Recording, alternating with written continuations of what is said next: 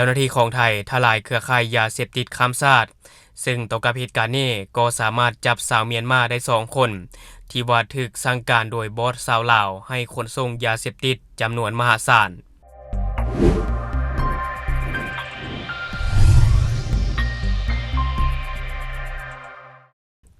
สบายดีท่านผู้ชมยินดีต้อนรับเข้าสู่รายการ Talk the New และในมื้อนี้เองข้าพเจ้าจะพาท่านผู้ชมมาติดตามข่าวที่เจ้าหน้าที่ตำรวจของไทยสามารถทลายเครือข่ายยาเสพติดข้ามชาติซึ่งต่อกับเหตุการณ์นี้ก็สามารถจับสาวเมียนมาได้2คนหญิง1คนชาย1คนที่ว่าถูกสั่งการโดยบอสชาวลาวให้ขนส่งยาเสพติดจำนวนมหาศาลก็คือว่าข่าวตัวนี้ข้าพเจ้าจะมาจากเพจสำนักข่าว CIA ประเทศไทยที่ว่าเขาจะได้ลงเอาไว้ซึ่งว่ารายละเอียดของข่าวในเมื่อวันที่13พฤศจิกายน2025กองบัญชาการตำรวจนครบาลภายใต้การอำนวยการของพลตำรวจเอกสำราญนวลมารองผู้บัญชาการตำรวจแห่งชาติและก็พลตำรวจโทสยามบุญสมพร้อมกับเจ้าหน้าที่อื่นๆได้ร่วมกันแถลงข่าวการจับกุมเท้าจ่ายนุ่มแรงอายุ20ปีและนางสาวหอมอายุ20ปีซึ่งว่าทั้ง2คนเป็นสัญชาติเมียนมาชาวพื้นที่สูงอยู่ที่อำเภอแม่ริมอยู่ที่อำเภอแม่ริมจังหวัดเชียงใหม่ซึ่งว่าเจ้าที่สามารถยึดของกลางได้เป็นจำนวนหลวงหลายประกอบมียาไอซ์บรรจุทงซาอูหลงและแบบแท่งรวม300กิโลกรัมและยาบ้า 2,400,000 เม็ดโทรศัพท์มือถือ2เครื่องรถกระบะ Isuzu D-Max สีขาวทะเบียนบล5646ลำพูนสำหรับการจับกลุ่มในครั้งนี้แมนสืบเนื่องมาจากชุดสืบสวนได้ขยายผลจากการจับกลุ่มผู้ค้ายาเสพติดในเขตกรุงเทพจนพบเบาะแสเครือข่ายยาเสพติดรายใหญ่ที่ลักลอบนำยาเสพติดเข้ามาจากชายแดนภาคเหนือ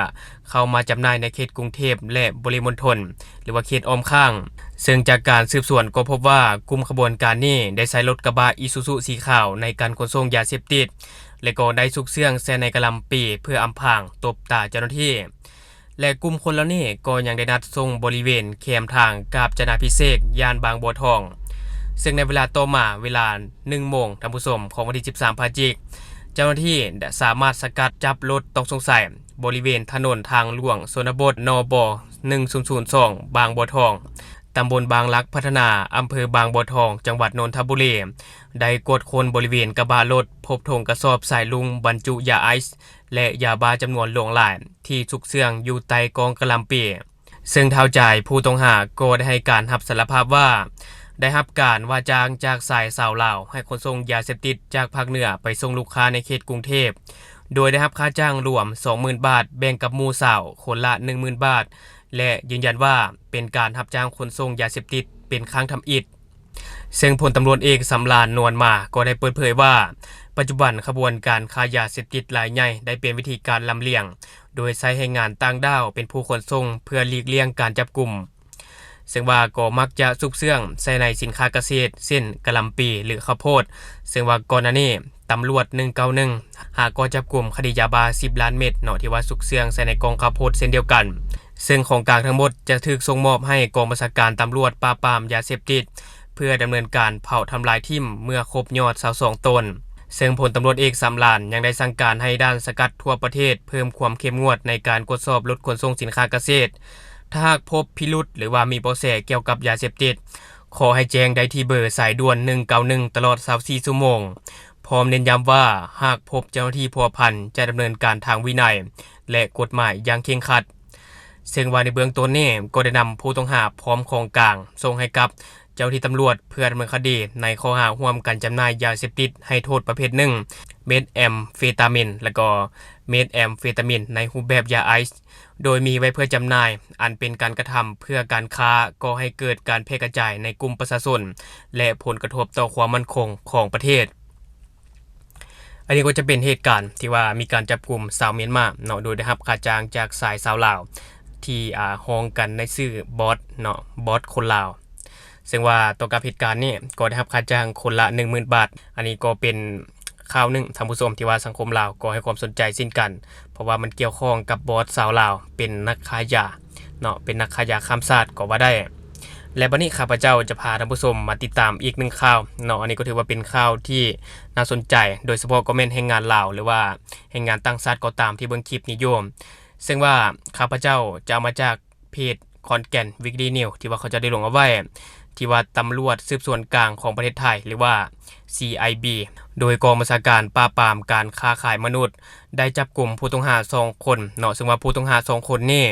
ได้ร่วมกันเปิดบริษัทโฆษณาหลอกลวงประชาชนผ่าน Facebook และเว็บไซต์ว่าสามารถต่อใบอนุญาตเฮ็ดเวียกให้แรงงานต่างดาวได้ซึ่งผู้เสียหายหลายคนก็ลงเชื่อเป็นจำนวนล่วงหลายเนาะท่านผู้ชมและก็มีมูลค่าเสียหายหลายล้านบาทซึ่งว่าจากการตรวจสอบก็พบเห็นเงินหมุนเวียนในระบบหลายกว่า50ล้านบาทนอกจากนั้นเนาะพวกเขาก็ยังได้นำเอาข้อมูลหนังสือผ่านแดนหรือว่าพาสปอร์ตของแรงงานต่างดาวไปเปิดบัญชีม้าเพื่อขายให้กับเว็บไซต์พนันออนไลน์เติมอีกซึ่งนี้ก็ถือว่าเป็นสิ่งที่อันตรายแบบทวีคูณเพราะว่าการหลอกลวงต่อบัตรแบบปลอมแปลงเองก็ถือว่าหนักแล้วมาเจอกรณีนี้ก็ยิ่งหนักไปตื่มท่านผู้ชมเพราะว่ามีการนำเอาข้อมูลและก็บัตรไปเปิดบัญชีม้าเพื่อขายให้กับเว็บพนันเอกอันนี้ยิ่งเป็นเรื่องที่ใหญ่ซึ่งว่าน่าจะมีการแก้ไขเร่งแก้ไขท่านผู้ชมเพราะว่าถ้าหากมือนึงตำรวจกดพบว่ามันเป็นบัญชีม้าคนที่จะซวยนั่นก็คือเจ้าของพาสปอร์ตหรือว่าคนที่เป็นเจ้าของหนังสือผ่านแดนนั่นเองฉะนั้นเนาะข้าพเจ้าก็อยากฝากเตือนให้งานลาวทุกคนที่เบิ่งคลิปข้าพเจ้าอยู่ในปัจจุบันการต่อบัตรพาสปอร์ตเนี่ยนะเนาะท่านก็สามารถเฮ็ดเองได้ท่านผู้ชมบ่จำเป็นต้องไปจ้างบ่จำเป็นต้องให้คนอื่นเข้าถึงข้อมูลของเฮาเสียสละเวลาแล้วก็เสียเงินจำนวนหนึงดีกว่าให้คนอื่นเข้าถึงข้อมูลลับของเฮานี่นะเนาะหรือว่าข้อมูลส่วนตัวของเฮานี่และนำมันไปหากินในทางที่ผิดสุดท้ายคนที่สวยก็น่าจะเป็นเจ้าของพาสปอร์ตเนาะอาจจะถูกติดคุกโดยที่บ่ฮู้โตหรือว่าโดยที่บ่ได้เฮ็ดหยังเลยอันนี้ติดคุกแบบงงๆท่านผู้ชมเนาะฝากเตือนเอาไว้สำหรับแรงงานลาวหรือว่าแรงงานต่างดาวก็ตามการที่จะไปต่อบัตรหรือว่าไปต่อพาสปอร์ตเนี่ยนะควรไปต่อโดยตนเองจะเป็นการดีที่สุดเนาะอันนี้ฝากเตือนเอาไว้และทั้งหมดก็คือสิ่งที่ข้าพเจ้าอยากจะนำเสนอในมื้อนี้ถ้าหากว่ามีหยังคืบหน้าหรือว่ามีข่าวหยังออกมาข้าพเจ้าจะมาอัปเดตให้ท่านผู้ชมได้รับรู้อีกตื่มอย่าลืมเนาะสำหรับท่านผู้ชมคนใดที่เบิ่งคลิปของเฮาอยู่ยังบ่ได้กดติดตามช่องยังบ่ได้กดกระดิ่งแจ้งเตือนก็อย่าลืมไปกดเพื่อเป็นกำลังใจให้ข้าพเจ้าได้ผลิตคลิปดีๆแบบนี้ออกมาเรื่อยๆหรือสำหรับท่านผู้ชมคนใดอยากตามนิติเตียนก็สามารถฝากไว้ได้ไปแต่คอมเมนต์ของเฮาแล้วจะเข้าไปอ่านแล้วก็ตอบแลกเปลี่ยนประสบการณ์นํกันอย่าลืมสนับสนุนกันโดยการกดติดตามช่องขอขอบใจ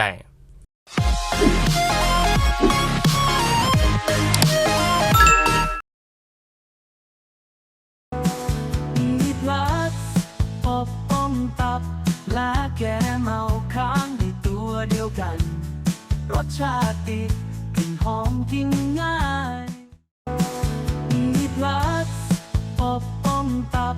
และแกเมาค้างในตัวเดียวกันรสชาติติดกลิ่นหอมกินง่าย